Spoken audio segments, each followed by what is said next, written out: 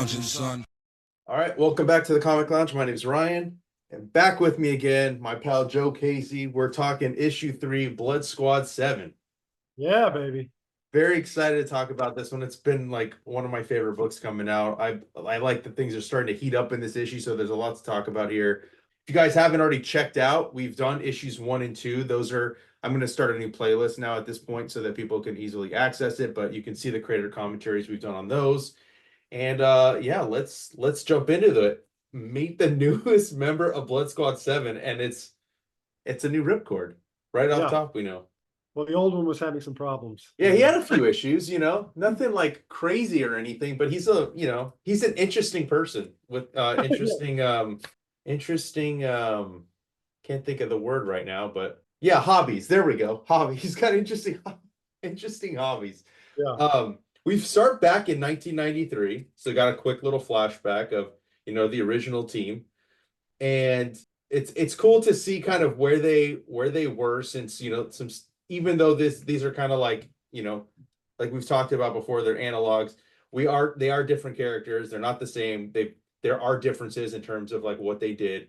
I kind of want to see more. Is there just thinking about it? Are there plans to maybe do like a full issue, a one-shot tied in, or are you just going to have them in the flashbacks? I think the flashbacks are kind of enough. I mean, this flashback is right out of, I think, Spawn 13, I think is the issue that we're doing the riff on. Last issue was Savage Dragon 3, I believe Spawn 13. So if anybody has, I think it's 13. I may be a number or two off. They can go. I forget that they even were in Spawn sometimes. I've blocked that out for some reason. No, this is a pretty close approximation of that scene. We did a tiny bit of remixing, but for the most part, this is it. I'll throw up a couple pages of those once when I sift that out. Yeah. But I love this. It's like, and even here, they're talking about the old Ripcord, and even he seems to have had some fucking interesting hobbies. I'm assuming he wasn't exactly on the up and up.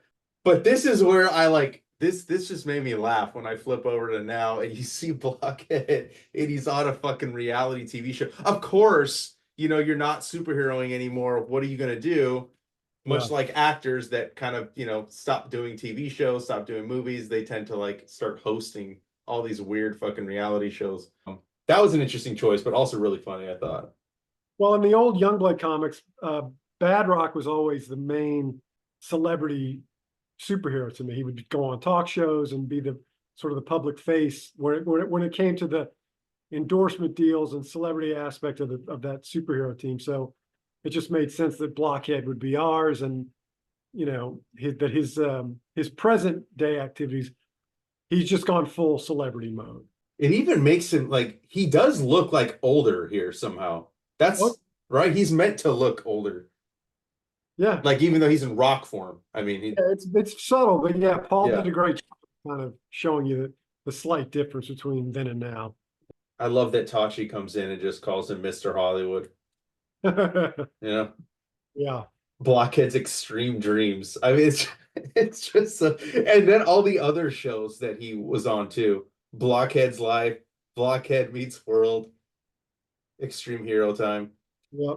But this is cool because you talk about a lot of the behind the scenes and getting to see the stuff that's not the action stuff, the building of a team, and wondering as a reader, why weren't they kind of asked to be in the team? And you answer those questions here, and why they even wouldn't really want to be a part of it. I have to say, I didn't specify this to Paul, the artist, Paul Fry, but to me, it looks like Blockhead's dressed like Kevin Smith circa 2015. He does with the jersey and the jorts. Totally. Yeah. I'm never gonna unsee that now. Every time I read this, I'm just gonna picture Kevin Smith as a giant rock. Makes sense to me. Yeah, it does. Yeah, but it's fun. It's again, they're talking about oh, did she try to recruit me? No, she hated me. Why would she? Did she recruit you? Now she knows better.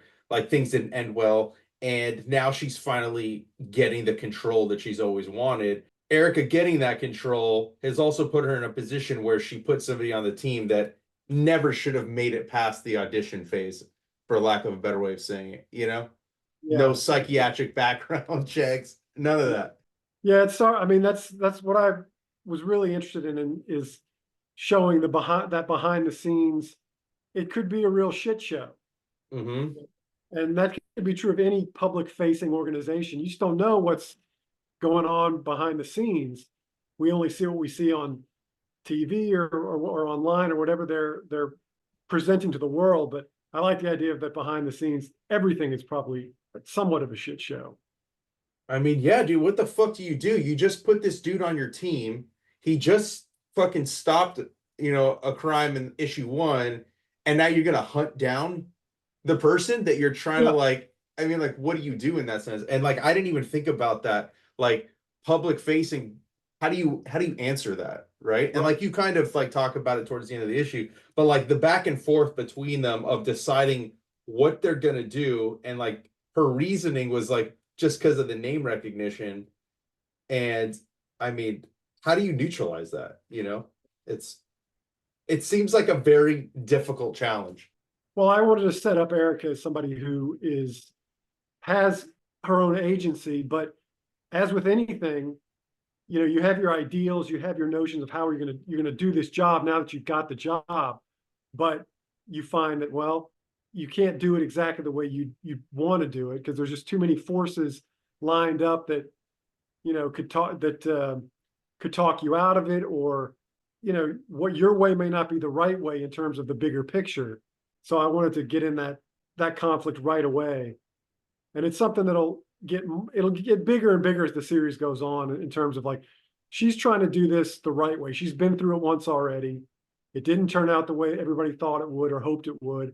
This is their second chance, and already there's problems. But that's just how it goes. You got to roll with those punches, and that's what she's trying to do. Yeah, I mean, she's obviously beating herself up a little over it. Like, why didn't she like kind of look into it more? She believed him because it was convenient, Yep. right? Like, it was convenient to just go along with what he was saying because it sounded believable. And now she's, as she says, she's in the kind of quagmire she didn't want to get stuck in. So she's kind of fucked a little bit. Yeah, but it's kind of still on her. I mean, she made certain compromises to get to the place where she's at. I mean, as everybody does to some degree or another, you Yeah. find out where you're going to bend, and you bend, and sometimes those things you get away with it, and sometimes those things come back and bite you in the ass. It's just how it goes. And then we go over to the Pentagon. We got Alex, who I forgot what was his mom. Alex He's Maxon is the son of a character who was a villain in the second volume of Youngblood in the okay. Midnight. So yeah, he's sort of a twisted legacy character in this series. Yeah. I love that they had to get him a stylist. He doesn't even have a code name. Yeah. Infinity, the new Infinity rather, doesn't really like believe in him much, it seems like. Well, she knows the history. She knows Yeah. what his mom did. It was what his mom tried to do. So she's very wary that this guy's not just going to do the same thing. Basically, I mean, she's trying to be, in a way, stand up for her mom, but she's trying to, be the hero. And the offspring of a villain on the team is just doesn't sit well with her. But it's cool because this is kind of his way of like redeeming his own name, Right. right? Like he's only here for himself, as he says, not for anything else. He expected to kind of get hazed, as he says. And this is his costume, right? Pretty much, yeah. Okay. I mean, he's got telekinetic abilities, so it's not like he's going to be, you know, head to toe spandex or anything like that. I mean, it's just not the nature of his powers. And then And we got this there's a little more branding involved too in his outfit than the others. I mean, yeah, I mean, and that's true of like everybody now. You always hear people talking about like, hey, you got to protect your brand. You have to protect your brand. Like even your name, is a Yeah. brand, right? Like Joe Casey is a brand. Unfortunately, that's true. So I mean, I think it's kind of crazy, and I don't remember ever hearing that up until I don't know. I guess mostly when social media is when I used to hear that phrase thrown around a lot more frequently. You Yeah. got to watch out for your brand. You got to have a brand so people kind of know how to identify you and stuff like that. So yeah, it's interesting that you're like putting in there here.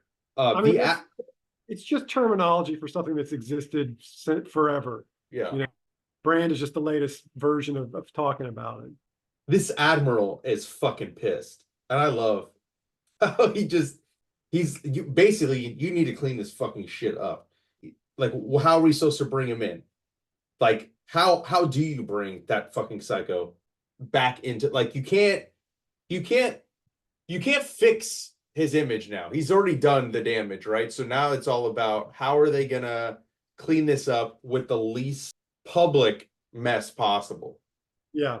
And of course, Erica wants to go in with the team and say, let's do this the right way. Yeah. Let's take care of our own or clean up our own mess. And obviously, Chambers is like, no, we've got another way to handle this. And again, she compromises. She goes with the program. She's not happy about it. She kind of lodges her complaint.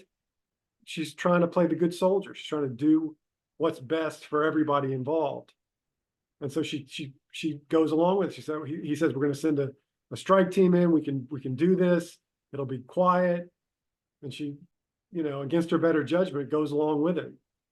Yeah, I mean, the look on her face in these two panels, how begrudgingly she's going along with this. I mean, Paul did such a fantastic job. This panel in particular, that look back at the Admiral.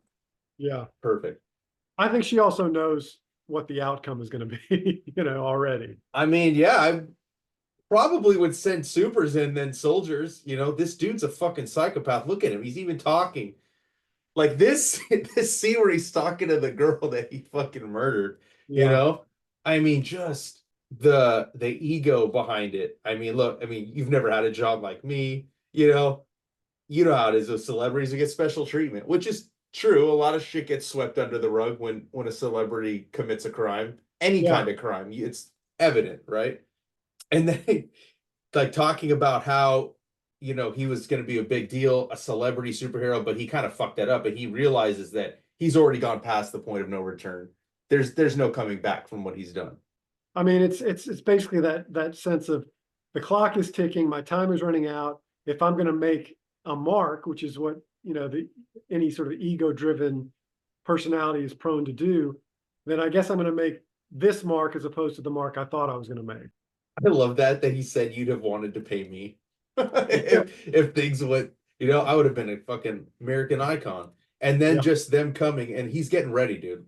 He knows exactly what they don't know. They are trying to avoid bad press, which is why it's soldiers. It's not the team. And him just like waiting for it. And the fucking smile on his face tells you everything that is about to take place. There's a little at the top of that panel where they're coming up the stairs. That's a Frank Miller Sin City homage, where the cops are coming after Marv. Oh shit! Yeah. That's why I love when we do these together, dude. I wouldn't have caught that. Yeah, it's exactly. I mean, that's exactly what I referenced in the script to Paul. Like this is that moment in the first Sin City, and he nailed it. This right here to this panel. I was born to shine in the light of the public eye. Yeah, this is the way I get there. Let's get going. Oh my god, dude, it's so fucked up. And then we don't even see. He's kind of profound in his psychosis there. Yeah, I mean, he is as crazy as he is. He knows exactly how things are going to play out. Not an idiot by any stretch of the imagination. He's just evil. Yeah. And then we see the birth of the next Ripcord. Yeah. So this is kind of like, the type of procedure that they're doing is kind of almost like a Captain America type thing.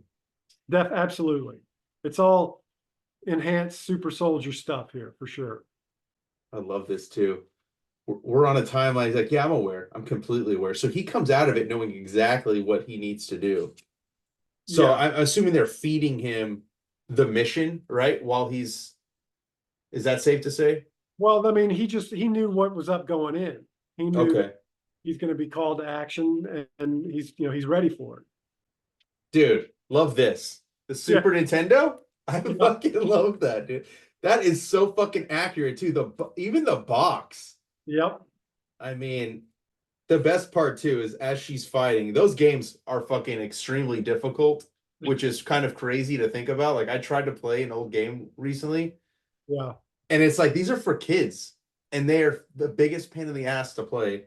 So this spoke to me right here. How fucking mad she got. And then this old fashioned and obsolete, goddamn Super Eddie. It's so good. I think if I'm not mistaken, it's been a while. I think the NES, the game box is based on the Wildcats Super NES video game that they had back in the day. I always forget that they had a Wildcats game. That Oh, was based on this cartoon, right? yeah, I think so. Yeah, I Yeah. think. Well, now we get the remnants of Ripcord and the Yeah, soldiers. I love this. I hate to say I told you so, poor bastards. This yeah, is bloodied, fucking head smashed in, bodies ripped apart, blood everywhere. yeah, And they're gonna call reinforcements like, no, that don't even bother. He's made his escape. He's a long way from here. yeah. And so now they got to figure out a different approach, which is kind of more in line with what I believe Erica wanted to do at the beginning. Exactly, exactly. Yeah. Yeah. And this leads to my favorite scene in the book. I mean, I love these superhero teams and their meeting room scenes. I can't get enough of them. Yeah. I Loved know. them. Yeah, so writing it was like, this is the reason I'm doing this book, is to write scenes like this.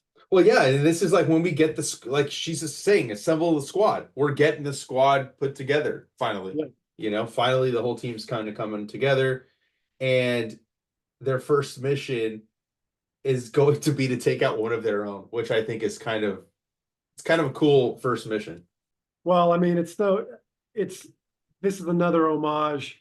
I mean, I think probably the best team book, or at least one of them that came out since I've been a professional, was Mark and Brian's Ultimates series. Mm-hmm. And especially the first year, but especially basically the first trade paperback, Yeah. which basically just them having to deal with the Hulk, which again, that goes back to the first few issues of the Avengers series in the 60s. I love that building a superhero team is so fucked up that generally your first mission is this type of, internal cleanup mission. Mm-hmm. It's always made sense to me that would be the first thing, is somebody's not playing right, playing a good soldier, and you got to take them down first. I mean, I totally forgot that was, I mean, I've read Ultimates obviously multiple times, but yeah, I forget that they had to take down kind of one of their own, even though he technically wasn't like a part of the team. But Right. in our eyes as fans, like Hulk was supposed to be an Avenger, like that's how he started, right? Yeah. I love that Night Striker's kind of pushing back and was like, but wait, I just went on this mission. Like, can we go another way? Like, do we have to do this?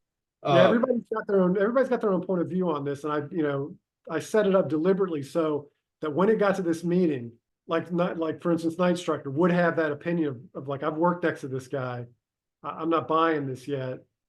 It's just, it brings out things in their characters that I think are interesting, and defines their characters a lot better for the reader. And I think by the end of this scene, you pretty much know where everybody stands. Mm-hmm. The team dynamic is pretty much set by the end of this scene. Well, yeah, Night Striker is kind of against it. Infinity 2.0, to me, kind of in the middle, right? The Maxon kid doesn't really give a shit. He's been brought to the team, so I don't think he has an opinion, at least from my perspective. And then you get the new Ripcord, which, Erica's like, hey, I vet the process of membership. That's my business. Don't you tell me what to do, And I love that it's infinity in quotations. Like, once you back down, like I'm the OG kind of, Yeah. don't tell me what to do. And then we meet the new final teammate, Ripcord, new and improved. Obviously, Night Striker's like, really? Like, is this what we're doing? And he just like is ready to go. Yeah. He's just a soldier. Basically, he's the loaded gun. Point me in the direction of where you want me to be. Yeah, that's right. That's exactly right.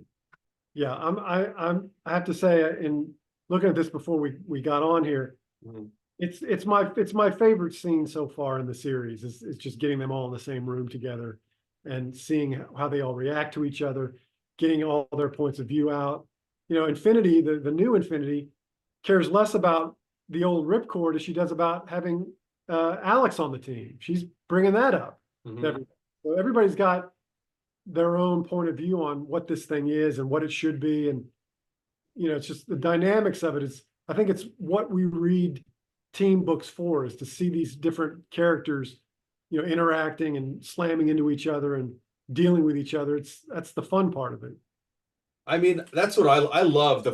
I mean, obviously, like team books, 9 times out of 10, they're not already formed when you start the book, right? Like that's the fun part about it is building up, learning who the characters are. They each have their own personalities, their own needs and wants, their own reasons for being on the team. And then when you finally get to see them pull together, and like we have, even though they're together, we still haven't even seen them go on the mission together, which Right. is going to be exciting too. Um, and I love, that she's, Erica is calling out, you guys need to follow the people that have been there before. So like basically look to your vets. That's who you need to follow after. And even calling back, this isn't 1992. I Yeah. love that. Your Yeah. superheroes from this point on start acting like it. Yeah. Such a great scene. That And last panels to me, those kind of iconic moments where you get everybody in the shot, mhm. and it's just the coloring is on point. I mean, it looks great. Yeah, this whole book is I mean, like I said, I think I said an issue too. Like, I'm a fan of Paul, dude. Like, I really dig what he's doing on this book. I think that the two of you have really created a great symbiosis of on this, and like, I'm excited for this series. I know you said that you're doing, man, what was the one shot? It's been solicited.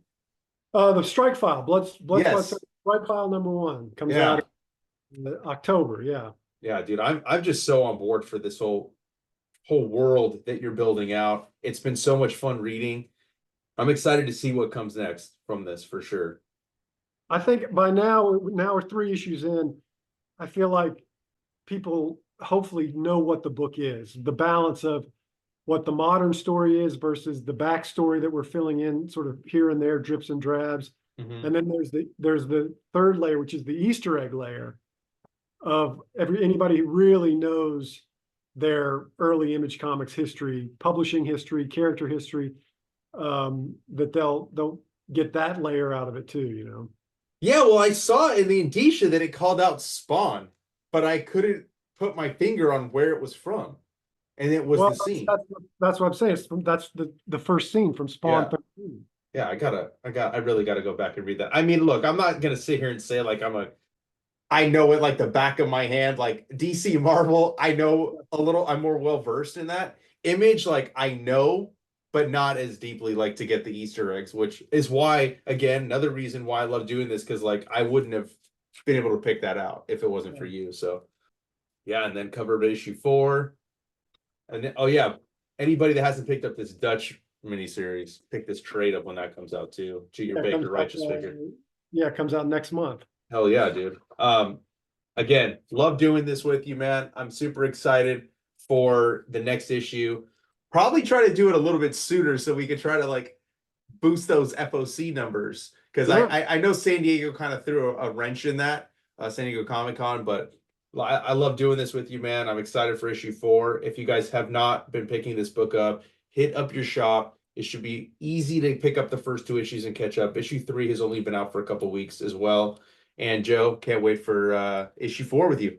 Yeah, let's do it, man.